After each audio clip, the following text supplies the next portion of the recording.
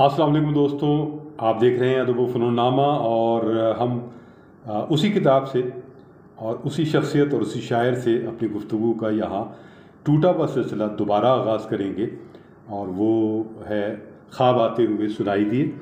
सलीम कौसर साहब का ताज़ा मजमूआ और बहुत कमाल का मजमूआ है। ये तकरीबन 192 सफ़हात पर मुश्तमिल है। बहुत खूबसूरत छपा है और ये आपको कराची में मिल जाएगा।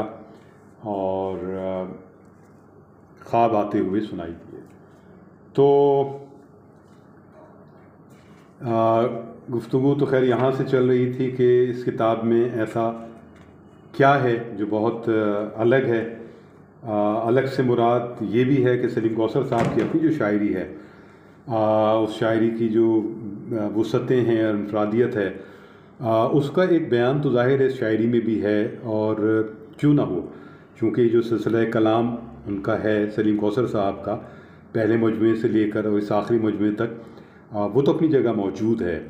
लेकिन उसके बीच उन्होंने कितने बड़े और मज़ीद दायरे खींचे हैं और कितना अपने विजन को बढ़ाया है, कितने अपने डिक्शन को वुसअत दी है, कितने अपने ख़याल को मज़ीद फैलाया है और उस पर मज़ीद गहराई और गहराई पैदा की है। बस औक़ात ये शायरी की किताबें आती हैं, शायर आगे बढ़ता है, लेकिन होता ये है कि पहली किताब के बाद ही सवाल उठने शुरू हो जाते हैं माज़रत के पहली किताब से दूसरी किताब के दरमियान जो फ़ासला है उसमें मनफी फ़ासला ज़्यादा आ गया है। ये बहुत आम बात है कि जो पहली किताब थी उसमें बहुत ज़्यादा एक क़ुव्वत थी, जान थी, एक बात थी। दूसरी किताब में वो बात नहीं रही। तो ये बड़ी एक सवालिया निशान शायर पर रहता है हमेशा पूरी ज़िंदगी कि वो जितनी बार भी ताज़ा कलाम कहेगा या कोई ताज़ा किताब लाएगा या ताज़ा मुशायरा पढ़ेगा या उसकी ताज़ा गज़ल कहीं शाया होगी, तो लोग इस रुख से भी देखते हैं कि इसमें अब क्या तब्दीली आई है। यानी तरक्की का सफ़र कहीं जारी है आगे की तरफ, यही तरक्की का सफ़र जो है वो पीछे की तरफ आ गया है। तो सलीम कौसर साहब जो हैं वो मेरे ख़्याल में ऐसे शायर हैं, ऐसे तवाना शायर जिनके इस आखिरी मजमूए तक हम बआसानी महसूस कर सकते हैं बतौर क़ारी कि ये जो उनका सफ़र है, तख्लीक़ी सफ़र, इसका जो फैलाव है वो फैला है और जो तरक्की का गिराफ है वो ऊंचाई की तरफ गया है। ये बहुत अहम बात है, बड़ी बात है। आम तौर पर शायर दोहराने लगता है अपने आप को और चंद ही बातें होती हैं उसके पास कहने के लिए और फिर वो उन्हीं बातों को दोहराता रहता है, बाज़ वक़्त उन्हीं लफ्ज़ियात को और बाज़ वक़्त अपने ही अच्छे अशार को दोहराने लगता है। तो एक ऐसे शायर जिनकी कई गज़लें मशहूर हुई, लेकिन वो वहाँ तक मुक़य्यद नहीं रहे, बल्कि उन्होंने नई समतों की तरफ अपनी पेशरफ़ जारी रखी।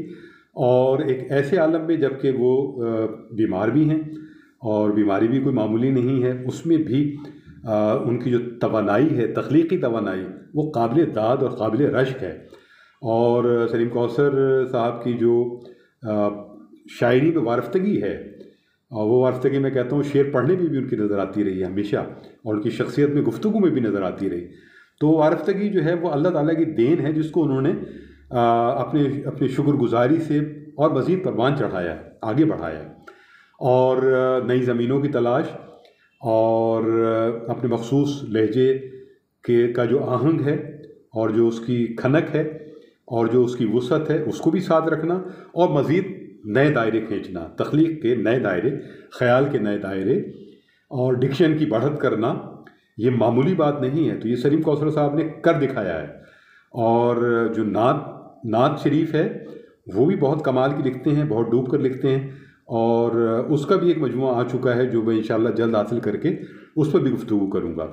सरे दस्तों ज़ाहिर है कि ये किताब है और किताब को जो है मैंने बहुत मज़े लेके पढ़ा है और ठहर ठहर के पढ़ा है, इसलिए कि आप अगर बहुत तेज़ी से पढ़ेंगे तो फिर बहुत मुश्किल हो जाता है कि आप फिर एब्जॉर्ब जज्ब नहीं कर पाते उसे। पहले अलहदा हुए खाने बना लिए, पहले अलहदा हुए खाने बना लिए, फिर सब ने अपने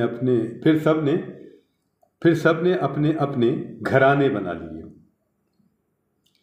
खुदागही का अक्स उभरता नहीं कहीं, हमने ये कैसे आईना खाने बना लिए, हमने ये कैसे आईना खाने बना लिए। और कैसे सितारे सहरी हम कलाम हो, सबने न जागने के बहाने बना दिए, सबने न जागने के बहाने बना दिए। और दाइम आबाद जहानों से गुजारा गया मैं, अमन के गीत सुनाते हुए मारा गया मैं। दूसरा कोई किनारा ही नहीं है जिसका, ऐसे दरिया के किनारे पे उतारा गया मैं। देखने वाले मेरी जीत पे खुश थे, लेकिन एक नादीदा मुलाकात में हारा गया मैं। हक़ का इजहार बगावत नहीं होता, फिर भी कभी जिंदा कभी मख्तल से पुकारा गया मैं। और जनाब ये मोहब्बत है कोई दस्त दराजी नहीं है, मैं तो राज़ी हूँ मगर दिल मेरा राज़ी नहीं है।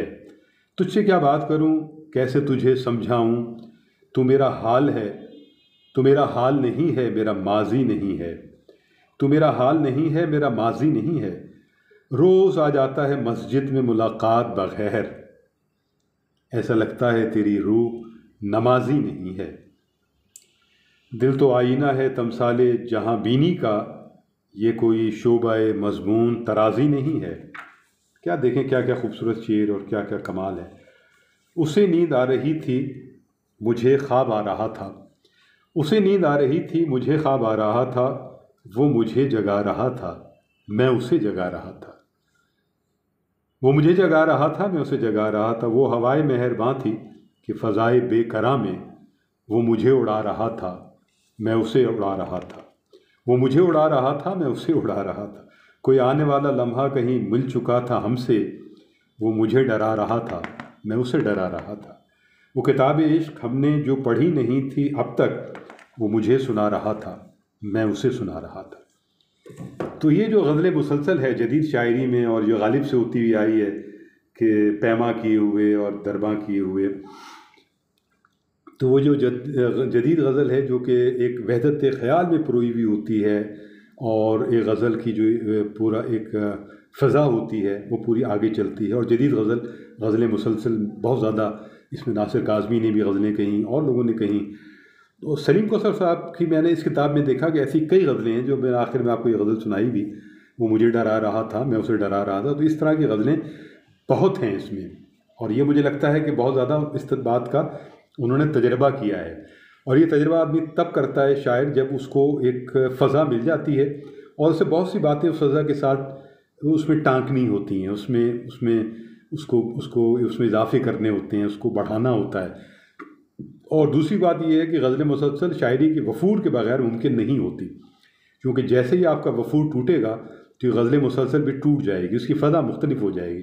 तो ऐसी बहुत सारी गज़लें आपको इस किताब में मिलेंगी जो गज़ल मुसलसल वाली हैं, और जिसमें एक कैफियत के साथ सलीम कौसर साहब ने मुख्तलिफ़ कैफियत को जोड़ा है और उसमें वो आगे बढ़े हैं और पूरी एक ज़िंदगी का तजर्बा उसमें शामिल कर दिया है।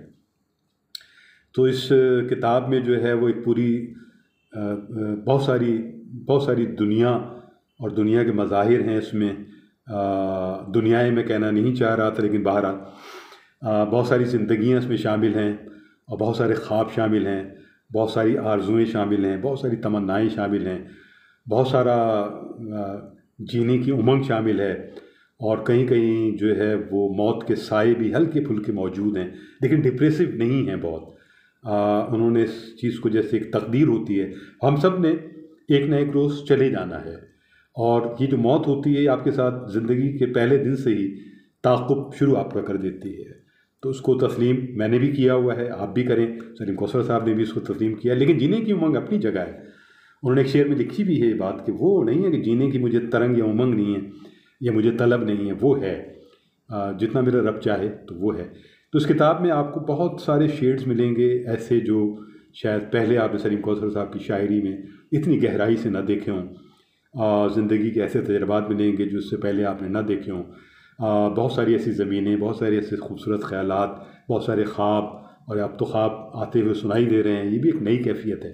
तो ऐसा बहुत कुछ है, तो ज़रूर पढ़ें इस किताब को जिसका नाम है ख्वाब आते हुए सुनाई दिए। सलीम कौसर साहब की किताब ज़रूर पढ़ें, अपनी बुक शेल्फ में रखें, दोस्तों को दें, गिफ्ट करें। किताब को गिफ्ट करना चाहिए। आप शादी में भी जा रहे हैं तो इस तरह की किताबें शादी में, सालगिरह में गिफ्ट करें अपने दोस्तों को, अपने अहबाब को, और अपना ख्याल रखें। सलीम कौसर साहब, आपके लिए बहुत दुआएं हैं और आप बहुत तवील ज़िंदगी जिएँ, सेहत याबी के साथ जिएँ और इसी तरह हमें खुश करते रहें, लुत्फ़अंदोज़ हम होते रहें, आपकी शायरी से सीखते रहें, समझते रहें और इदराक और शऊर की अपनी सरहदें बढ़ाते रहें, अपने विज़डम को बढ़ाते रहें और आपसे हमारी मोहब्बतों का सिलसिला इसी तरह जारी व सारी रहे। तो खालिद में उनको इजाज़त दीजिए। अदब व फ़नूनामा ज़िंदाबाद, पाकिस्तान पाइंदाबाद। कोविड है, अपना बहुत ख्याल रखिएगा। खुदा हाफिज़ व नासिर।